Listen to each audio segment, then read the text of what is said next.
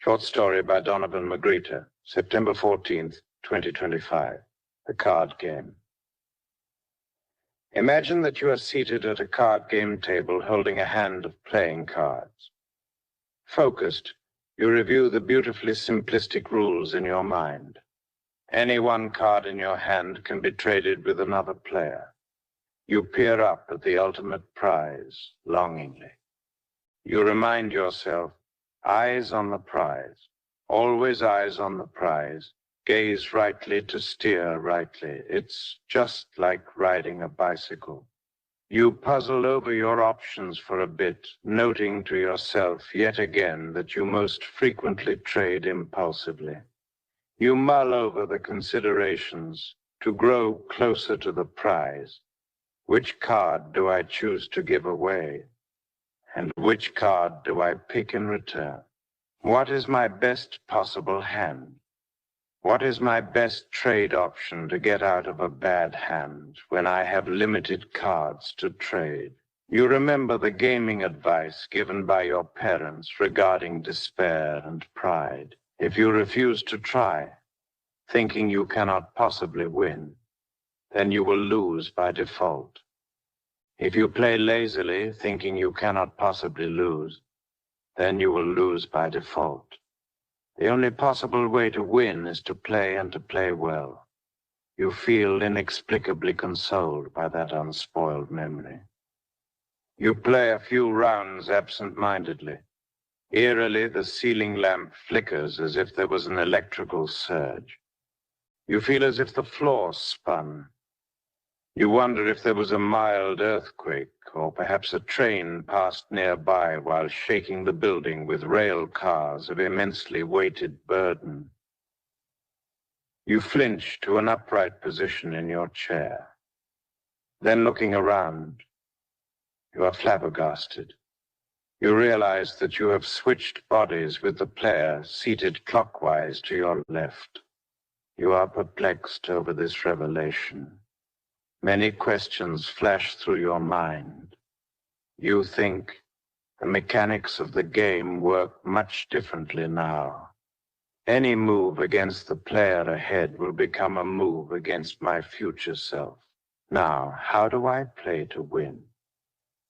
Which player do I choose to be? How do I set myself up to win ahead of each body switching?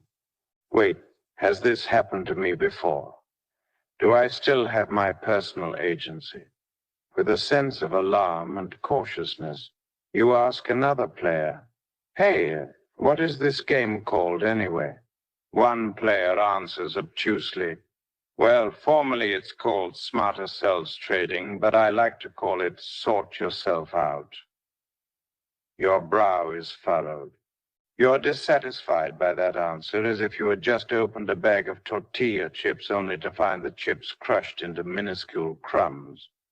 You ask a different player, "No, honestly, what's this game about?" The other player answers with a chuckle, "Brother, it's free will." As for the game, well, that's life. With great concern, you look closer at the other players' faces. One looks joyful, astute, and tranquil. Another has an expression of war-torn exhaustion, as if he's seen too much, and he's been run ragged. You judge silently. Yikes. Who or what killed his dreams? That guy looks like he missed something valuable and gravely misses it. One more player stares at you blankly. You speak aghast to the other players. "Who are you guys anyway?" They answer in unison. "We're your potential selves, who you once were, who you can become, and who you chose not to be."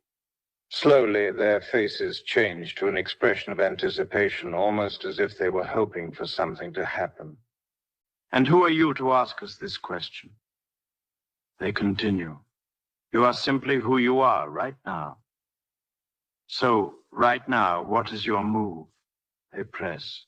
"We cannot make any moves until your turn is complete." "Oh, 2 more tips before you move. We warn you to strategize for a moment. Firstly, you have a prize in mind, But is that truly the ultimate one? Don't mistake the card you want for the prize itself. Secondly, will the trade you select equip you to grow you closer to your prize, or will that choice weaken your hand? One player looks at you and speaks with a sorrowful expression.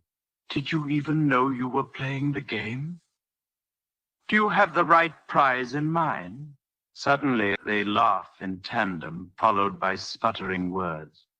It just sounds like a disjointed raucous of professionals to you. You try to filter through the noises of the different voices surrounding you in the hope of finding some clear, meaningful, and helpful words. You cry out, "Excuse me, a little help, please." The announcer whispers into the microphone, "A little, rather a big hint for our contestant. Take a closer look at the cards." You grin tentatively, thinking it is oxymoronic that he whispered while speaking into a microphone. You feel enlightened, if only for a moment. You peer closer at the cards in your hand. Glimpsing, you notice they each have different labels. Spiritual aim, the saint. Serving others, the carer. Basic needs, the survivor. Material pursuits, the wealth man. Base appetite, the hedon. And scroller, the entertained captive. You look up at the audience to seek validation for your insights. I'm on to something significant. After seeing the faces of the audience, you think to yourself, which move is safe? You begin to panic, trying to mask your true expression and flighty breathing. Your worries flood in. They begin to paralyze you. You pause broodingly. Have I gone insane? Yet this seems rational. Another player speaks. His once blank and uninformative stare ceases. His form morphs into a formidable and studious appearance. You know, you're never really picking the cards you're dealt. We all get dealt different hands of cards. You get real constrained by the dealer sometimes. Don't concern yourself with that. You don't get to pick which hand you get. You do get to pick which card to trade away, but you're not receiving a card in exchange. You're simply picking which of us players you want to become. The player seated across from you chimes in with a warm smile. He fiddles with his crossed necklace, and you notice a tattoo on his forearm. It appears as the letter P with the letter X overlaying it. You think it's an unusual choice for a tattoo, but it also looks fitting. He speaks to you. Well then, be intentional. By making your next card trade, which player do you choose to become, and what is your ultimate prize? An audience member jeers mockingly. Hey, mister, got any last words? You pivot your head, wincing, and you respond softly. There are none. You hesitate, sensing the newfound gravity of your next move. A wise, elderly-looking player hobbles past your table after leaving his table. He leans over you.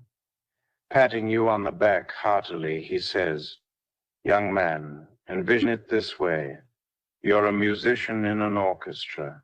The song requires you to play a specific note on your instrument at this moment, so that the song resounds harmoniously with the great composer's composition.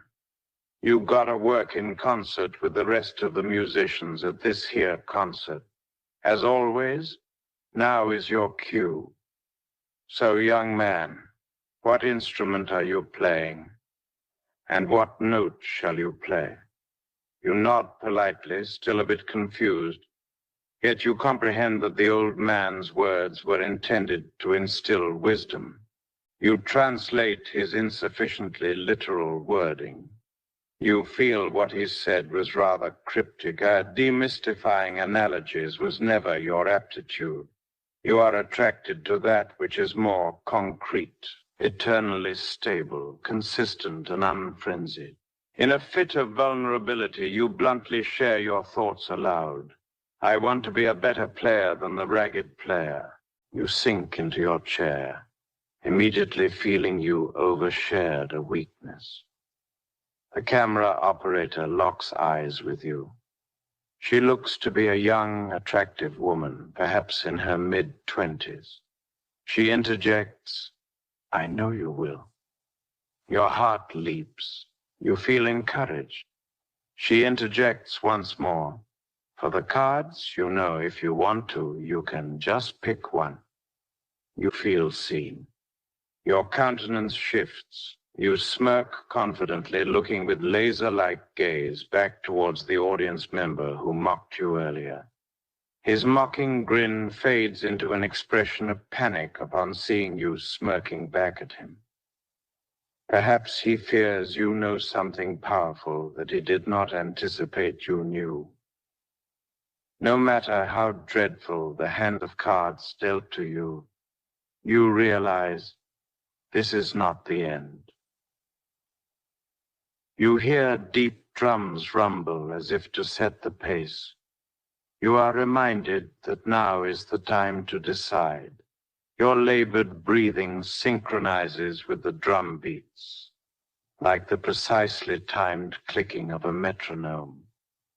You say a quick prayer. You inhale, realizing you had been holding your breath, or at least breathing too shallowly. In your mind, you surrender your worry pensively.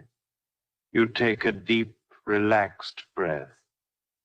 You realize sometimes the only card in your hand you can play is grounded breathing.